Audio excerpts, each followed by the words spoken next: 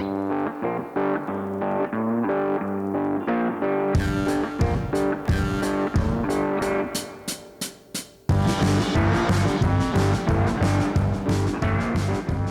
today's session of Reasoning Through the Bible, we're going to talk about how does the Old Testament Mosaic Law compare with the New Testament's law of Christ. The Old Testament law had a lot of commands, but what are we held to here in the New Testament? Are we held to those same commands, or do we have a new law that we're faced with in Jesus Christ? And in James, he's very much focused on how to live in the world. So today we're going to learn a little more about how to live in a righteous way in a very dark world. Hi, my name's Glenn, and I'm here with Steve, and we reason through the Bible. We do a verse-by-verse Bible study through the Word of God. And today we're in James chapter 2, where it contrasts and compares the Old Testament law with this New Testament law. And Steve, there's a lot of people that don't believe there's a law in the New Testament, or at least they don't realize that. And so we're going to learn some interesting comparisons today. James is building slow. It started back in chapter 1. He's building up and building a case up, dealing with or communicating, should probably a better word, to these Jewish Christian believers, these Jewish believers that have thrown their faith behind Jesus Christ. And so this is adding up to the layers of the foundation and the wall that James is building. James is again speaking to Jewish people that are followers of Jesus Christ. The book was written early, before a lot of the doctrinal controversies started that you might see in some of the Apostle Paul's writings. Here in James, he's writing to people that are dealing with, how do I live on a daily basis? Jewish people's traditions were taught to them from the time they were small children. It was a part of their fathers and their forefathers going all the way back to Abraham. And so if Jews are anything, they're traditional. And if Jews are anything, they have this ingrained in them that you're Jewish. And so the people that were following Jesus now were, how do we do this? And how do we live on a daily basis? And Jesus fulfilled the law of righteousness, the need for righteousness. So as had been taught, we're no longer measuring our righteousness by the Old Testament law. We're measuring our righteousness by faith in Jesus Christ. And his righteousness gets credited to our account. Tells us that directly in the book of Philippians. So here in James, we're going to learn a little bit more, because today in James chapter 2, he contrasts the Old Testament law with the New Testament law. So Steve, can you read in James 2, starting in verse 8 and go down to verse 13? If, however, you are fulfilling the royal law according to Scripture, you shall love your neighbor as yourself, you are doing well. But if you show partiality, you are committing sin and are convicted by the law as transgressors. For whoever keeps the whole law and yet stumbles in one point, he has become guilty of all. For he who said, do not commit adultery, also said, do not commit murder. Now, if you do not commit adultery, but do commit murder, you become a transgressor of the law. So speak and so act as those who are to be judged by the law of liberty. For judgment will be merciless to one who has shown no mercy. Mercy triumphs over judgment. In this passage, he's got two phrases here, two terms that he uses. He says in verse 8, he says the royal law, if you are fulfilling the royal law. And then down in verse 12, he uses a phrase called the law of liberty, or the law that gives freedom. So the royal law, literally in the original Greek, says the kingly law, or law of the king. These terms, Steve, tell us some things. It's this royal law, the law of liberty. And he says again in verse 8, if you are fulfilling the royal law. So the if there means since or because you are fulfilling the royal law. So what is this royal law that he's talking about? What's he talking about here? Well, the first thing to note is, who is our king? Our king is Jesus Christ. And so that's the king that's referenced here on this royal law. the law, the royal law, the law of Jesus Christ, it's embodied in this, you shall love your neighbor as yourself. When Jesus taught, it was embodied in his Sermon on the Mount and the things that he taught about there. A little bit later in the verses we read, it talked about committing adultery and committing murder. Well, what did Jesus do on his Sermon on the Mount? He expanded on that and said, you've heard that it says don't commit adultery, but if you have lust for someone in your heart, you've already committed adultery. He said, the law says don't commit murder, but if you hate somebody, you've already committed murder. And so those are the things that James is talking about. Those are the laws of our King Jesus, and those are the things that we need to adhere to in the New Testament of following Jesus Christ.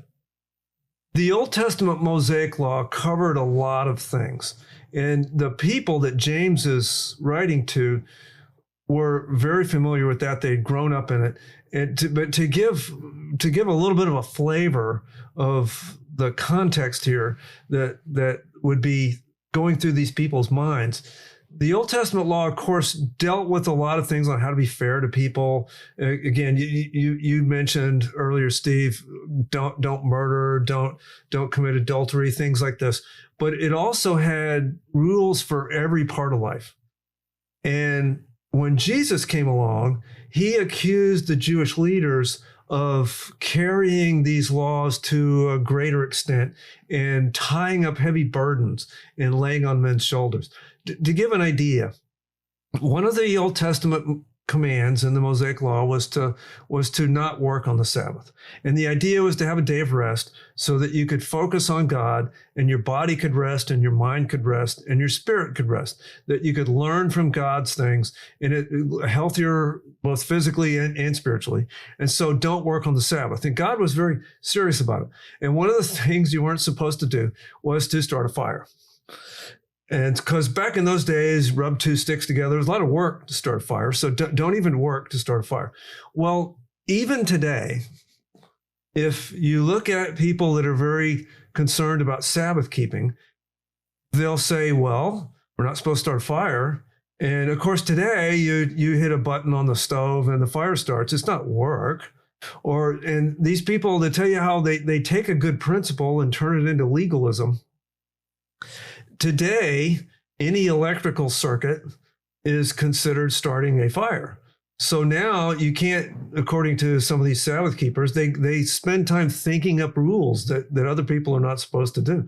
So now you're not supposed to press an elevator button on a Sabbath day because that starts an electrical circuit, which means starting a fire. To this tremendous extent that, okay, you're not supposed to open packages by tearing the letters on the packages because that's work. This is to an absurd extent. And even in Jewish day, the leaders were doing this.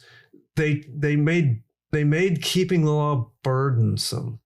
It was an increasing amount of rules and regulations that people had to do. It was very burdensome. And when Jesus come along and said, look, Jewish leaders, you're missing the point. We weren't created to make the Sabbath a burden. The Sabbath was supposed to be to our benefit. We're supposed to be able to rest, not worry about all these, am I violating these rules or not? And on top of that, Jesus was saying, you're trying so hard to meet the letter of the law, you miss the spirit of the law because you're not taking care of widows and your parents, and you're not doing all this in love. And so Jesus in the Sermon on the Mount and other places said, you're not even keeping the spirit of the law that was given.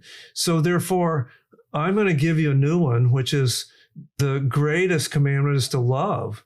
Love the Lord your God with all your heart, soul, mind, and strength, and your neighbor as yourself. And Steve, you rightfully pointed out the royal law is the one that the king gave, which is this law of liberty. We're free from the Mosaic law, but we're not lawless. We have a law. It's the royal law. It's the law of love. We're not supposed to do things that would impugn the name of our Lord or be burdensome to somebody else or hurt anybody else. So now I'm not going to steal simply because it would give a bad name to to my Lord. Therefore, that's the royal law. And in the prior verse that we talked about in our last session, James is talking about by showing favoritism to rich people, he's saying is, hey, you're sullying, you're blaspheming the name of who you're following, of who you say you have expressed faith in, Jesus Christ. You are sullying his name by showing favoritism. These different things that you point out of this burdensome law, we could go into many, many details of the keeping of the Sabbath and the things that they go through with it. That's why Jesus said, take on my yoke. He was talking about that the yoke of the law, the Mosaic law that the Pharisees and the ruling class had put onto the people was a heavy yoke. But the yoke of Jesus, he said, take on my yoke because my burden is light. And so it goes directly to what you were just pointing about as far as this royal law, this law of liberty that Jesus talked about. In the book of Acts, chapter 15, the question came up in the church about whether or not the Gentiles were required to keep the law. And Peter says something in Acts 15 that's very profound. He says in Acts 15:10, he called the law a yoke of bondage, that he says neither our fathers nor we were able to bear. So they viewed it as this heavy burden of trying to obey all these things and trying to prove righteousness. And he said, we couldn't even keep it. Our fathers couldn't keep it. So why should we lay this on other people? Jesus said the same thing. He said, if you love me, keep my commandments. So he had a law, keep my commandments. What were his commandments? In John 15:12, this is my commandment, that you love one another. That's his commandment. So this royal law is a law based in love. It's a law based in freedom. Our righteousness is no longer measured by, which chapter and verse out of the Mosaic law am I keeping or violating. Just because I do this list of things in the Old Testament law doesn't mean I'm a righteous person, because where's the love ethic? Where's the greater ethic? That's this royal law he's talking about. The law of liberty frees us from all that. And Steve, we have Christians today that, some of them are trying to get us back under the Mosaic law. I remember I knew a post-millennial guy at one point, and he was the post-millennial big on trying to say that, well, the ceremonial part of the Old Testament law was fulfilled in Jesus, but we're still obligated to do all these others. And so it's this burden that we're still obligated to do. And so here, my post-millennial friend would say, you're denying you have to keep the Mosaic law. You're antinomian. You're lawless. And my response is to people that think like that, we're not lawless. We have a royal law. We have a higher law. We have a much more rigorous law in one sense of the word, simply because now I can't find a loophole out of this. The Pharisees knew the Old Testament law backwards and forwards. They had memorized it. They found loopholes right and left. I can't find one, because now I have to do what glorifies my Lord and doesn't hurt my neighbor. I have to do what's loving. James brings out here in these few verses the point that if you break one of the laws, you've broken the whole body of the law. And guess how many laws there were? There were 603, plus the 10 commandments was a total of 613 laws that were put down for the people to do. And James is saying, if you've broken one, you've broken all of them. Well, it's very simple to see that nobody was going to be able to keep all of those laws. And to your friend that was pressing you on keeping this Mosaic law, it's a burden, because nobody can keep all of those laws. If you break one, you've broken the body of it. And so it is liberating. That's why James talks about it. It's a law of liberty, because we know, and the people knew, that they weren't going to be able to keep these laws either. And so it's, to me, it's a very apt name, the law of liberty, that frees us up in order to love one another and follow the commands of our King, Jesus Christ. Now, there's also well-meaning Christians that I think violate this, because we are called to holiness. And we are called to avoid sin and to avoid looking like the world. But Christians, just like the ancient Jews, we take it too far.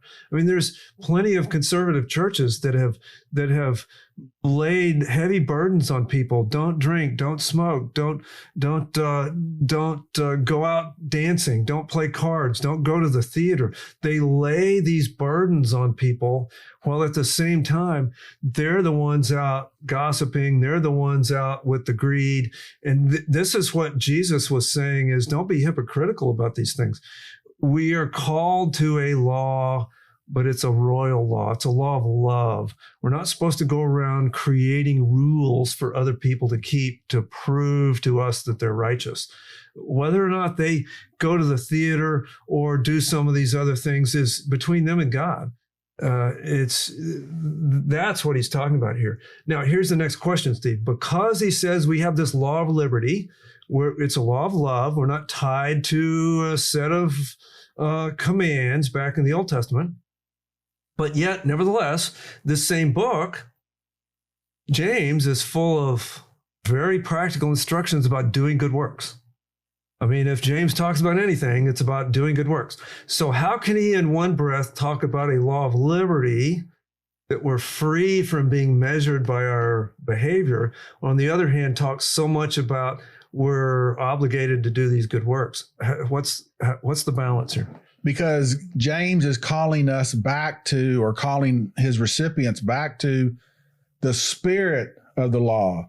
What you pointed out, that Jesus was trying to get over to the ruling class and to the people about missing the spirit of the law, but by coming very strict in what they should do and putting up all these fences and extra rules in order to keep the basic rules.